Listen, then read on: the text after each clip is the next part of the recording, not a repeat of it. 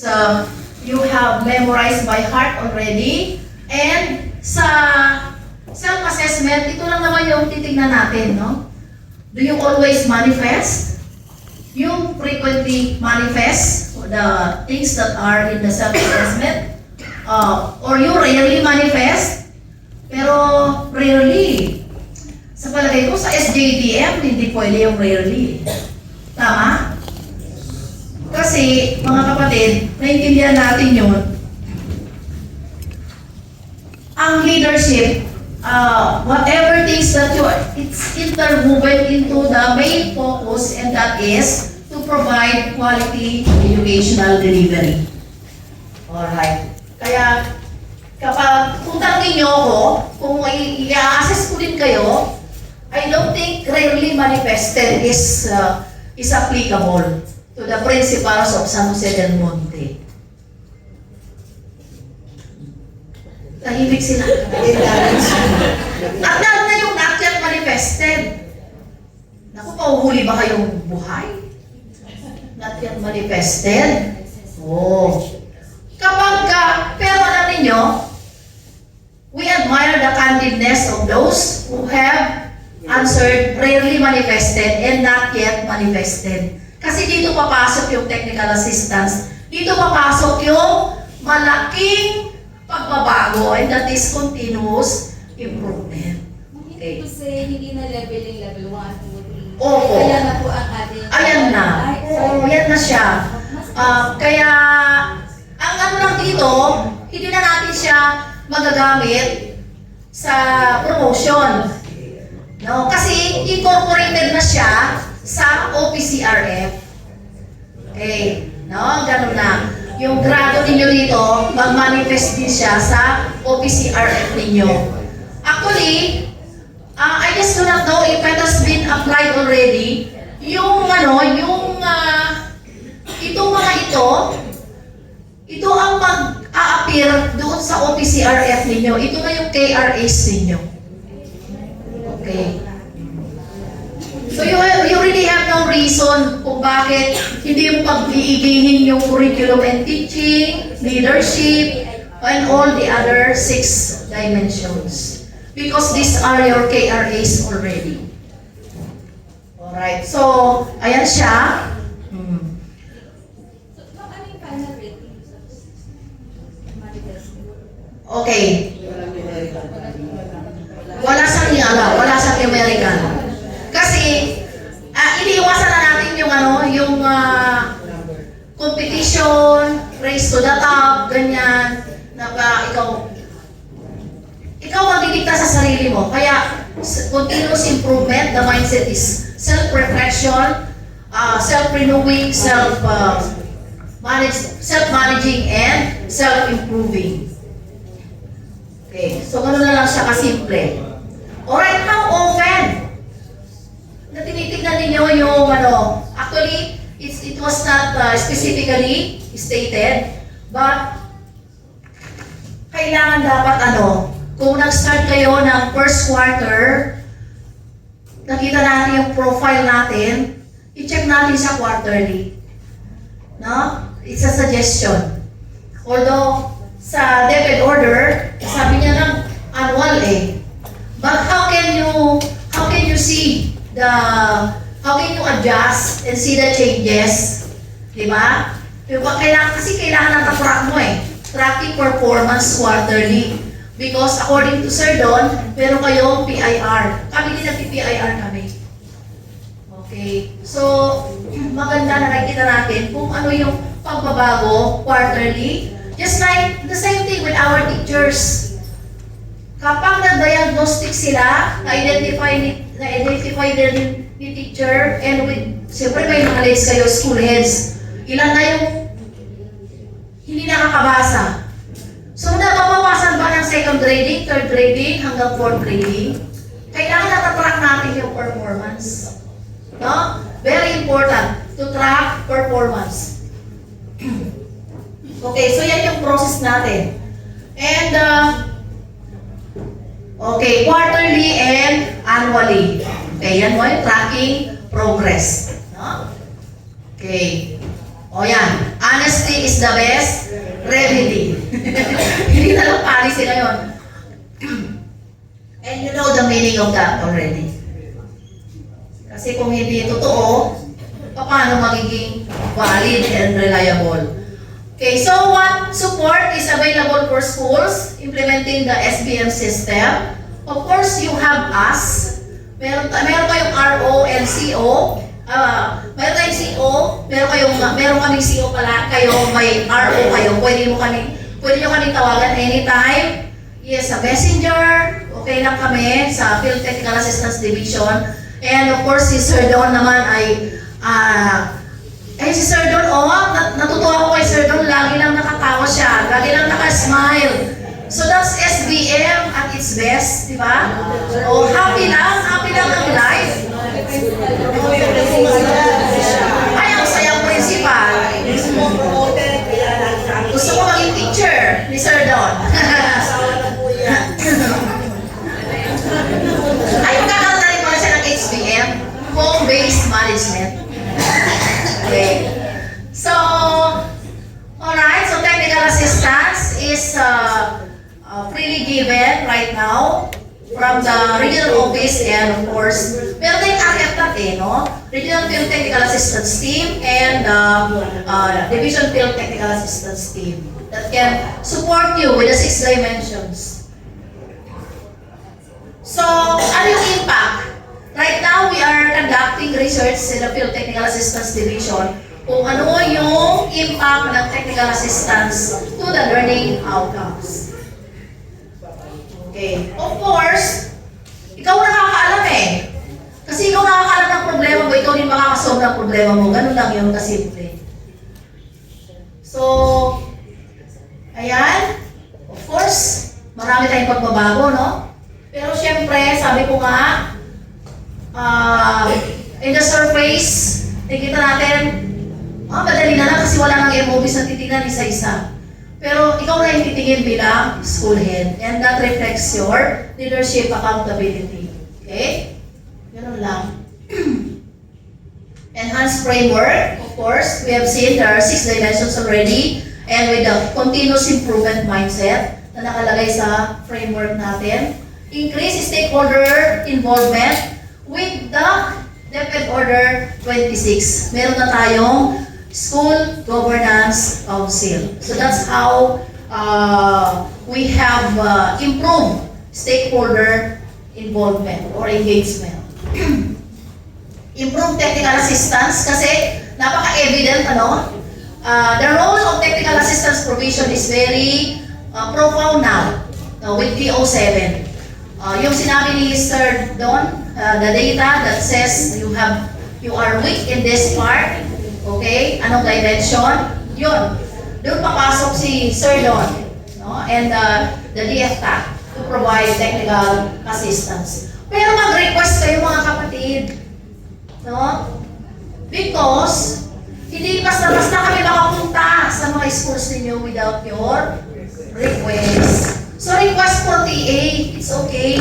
Maski na gusto nyo lang kami makita, o diba? Nagkita-kita tayo. Napagkwentuhan. Alright? That's why, alam niyo maganda yung ganito, we inspire one another. Okay. It sparks motivation. It awakens the flame. Ganun pala yung SBM. Okay. And then, nagkakaroon ka rin ng comfort that it's not that hard. SBM is not a rocket science. Diba? Madali lang naman ang SBM. Kaya nga, nabigyan kayo ng promotion Yan. Improve technical assistance. Regular monitoring and evaluation. Quarterly po. Sa school ninyo, give time for talking with your teachers kung ano na yung pagbabago. Ano lang, informal lang. Ano na nangyari sa sampu mo? Ilan ang nabawas sa kanila? Ako naman, may 3 row yan Una, wala pang laman yung first row. That is the challenge for my pupils before. Yung row 1, wala pang laman. Yung unang panahon, walang kinder So, expect ko talaga, walang makakabasa sa mga bagong salta sa klase mo. So yung first row is vacant. Hindi ko nilalagyan ng laman. Kasi kapag nag-progress yung second row at third row, pupunta sila sa first row. Ay, tuwang-tuwa ang yayabang ng mga napunta sa first row. Okay. That was my strategy before. Okay. So everyone wants to be in the first row. See? Lumalabas naman yung mga yun, wala naman sa libro yun eh. Pero lumalabas when we inspire our teachers to do better. That's why you need to do monitoring and evaluation regularly. Kasi alam niyo hindi namin kaya kayong puntahan lahat. Di ba, Sir Don? Mamamatay na lang ako kako hindi ko napuntahan lahat ng mga schools. Hindi mo kaya sa buong lifetime mo. Baski gusto mong puntahan, hindi mo kakayanin. Kaya, you are empowered. Kayo na lang titingin. Kasi hindi namin kaya puntahan lahat at pabasahin lahat. Okay. So kayo yan. Kami nakadepende kami sa consolidated data. Okay. Focus on student outcomes. Siyempre, hindi lang yung mga game na magaganda, pintura, nakakatakot-takot na mga mas maganda talaga na masabi natin, this is a 100% literacy and numeracy high performance school. Diba? Okay. Focus on student outcomes. So, how can schools measure the success of their SBM practices? Siyempre, okay, yung self-assessment tool, yan yung makikita. How am I faring in terms of the reading proficiency level of my learners? Yung mga teachers ko, okay ba sila sa training? At na-apply ba nila yung kung saan sila na-train? Okay, ito lang bigyan ko lang ng articulate ito. Sino yung mga nag-ELLM noon? ELLM. Tasyo, okay naman po siya. Okay, ELLM. Sige na, Tasyo. Alright. Di ba nabigyan kayo ng external drive? Asan na yun? Secret! Anong nangyari? Natutulog ba siya sa drawer ninyo? Dapat po, ginagamit yung lagi yun sa lab session ng mga teachers. Okay, I have brought this up because during the previous Remanco, ang issue ng mga schools division superintendents, mga SDSS natin, ay kulang sa training ang ating mga reading teachers sa K-3. Hindi ako nakapagpigil, sinabi ko na we have trained 90% of our school heads and teachers in the K-3 sa ELLM. Hindi ko makalimutan yun kasi isa ako sa mga speakers doon eh. Sabi ko, we need to track the status of utilization ng external drive na binigay sa inyo. Kailangan hanapin niyo yun at i-share sa mga bagong teachers because all teachers should be reading teachers. Alam nyo na ibigay yung external drive na yun sa atin kasi para makasibig tayo sa training ng division at saka RO. Imagine nyo ang isang training, milyon-milyon ng halaga. At yung mga external drive ngayon, milyon-milyon din ang ginastos doon. Kailangan magmalasakit tayo, no? Okay, so, hanapin natin yung external drive ngayon and share with the others, with our new teachers. Maski pa ulit-ulit, okay lang yun. Kapag wala na kayong topic sa last session, yun na lang ang topic ninyo pa ulit-ulit. No? Kasi lahat ng mga experts doon sa external drive na yun. Alright. Which drives us to to the student performance metrics. O, nasaan na? Ano ang sinasabi ng data? Ano ang sinasabi ng data sa student performance? That reflects your SBM practice. Ano ang kultura na nandoon sa school natin? Yun din ang manifest sa ating mga estudyante. What else? Stakeholder feedback. Okay? Yan. Kaya nga, noon, pupunta ako sa mga schools, informal conversations with our teachers and parents reveal how effective and efficient our school heads are. So yun na. Hindi na ako maghahanap ng document. Nakikita ko talaga kasi napakahalaga noong relationship sa school-based management. Ang gaganda nga ng pero nagkakawatak-watak na pala, nag-aaway-aaway naman yung mga teachers. May mga ganon. At hindi masaya ang buhay pag ganon. School performance reports, alright, yung mga natin, KPIs, key performance indicators, okay, can help in assessing the success of SBM practices. Continuous improvement plans.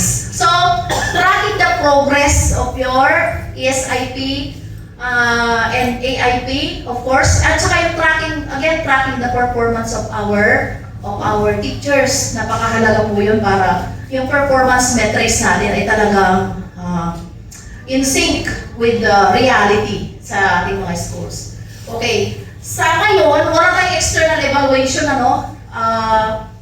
aside from, of course, yung SGOD na maaaring pupunta sa ating mga schools by invitation or by virtue of the memoranda from the SDS. Kami din po, ganon. One of the, isa sa mga effective mechanism sana para makikita natin yung kung how we are faring, how we are succeeding in our SBM practices, yung external evaluation. Kaya lang mahal yan, yung kung kukuha tayo ng mga external resource para mag-evaluate whatever is siguro mangyayari yan kapag ang San Jose del Monte ay maipapasok kayo lahat sa QMS, Quality Management System. Right now, we can only do mechanisms like district level, inter-school, ganyan. Ang ating mga PSDSS, they can ang tawag natin yan, benchmarking Para mas soft naman yung pakinggan, hindi masyadong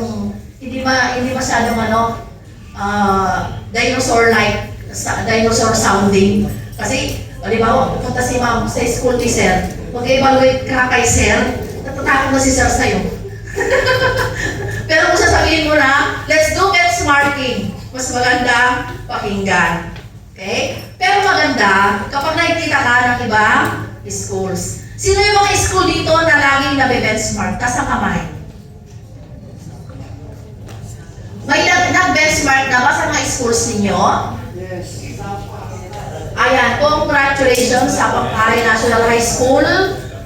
But, sir, don't pwedeng they can do benchmarking activities para naman, napapasyalan ninyo yung mga, nakikita ninyo kung ano yung mga pagbabago sa mga schools natin. Okay, maybe we can do that mechanism, Alright. Okay, what challenges might school face during SBM implementation? Siyempre, alam na natin yan. Lack of training and skills. Maski sa mga superintendents pag nag-uusap sila. Kaya nga yung external drive, mga darling, i-share ninyo yun. Sino ang walang external drive? Nasa kamay.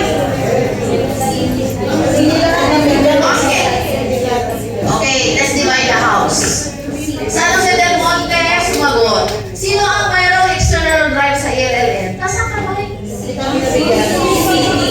CD. Okay, CD. Sige. CD. Ayan.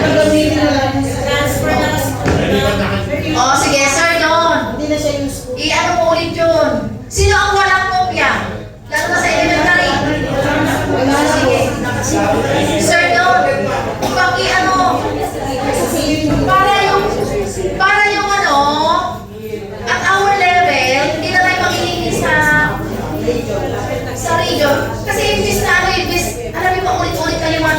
ba? Yes, ma'am. Tapos pagdating ulit sa station, ganun pa rin yung practice. Kasi hindi kayo yung monitoring and evaluation eh. Okay. Para ma-solve natin yung lack of training and skills that require millions of pesos per implementation. Okay, ano pa yung mga challenges? Limited resources. Pero alam niyo tayo mga Pilipino, napaka-resourceful na mga Filipino teachers and Filipino school heads. Di ba? Natutayata kayo eh. Okay, so limited resources, mayroon kayong SGC or School Governance Council para tumulong. Resistance to change.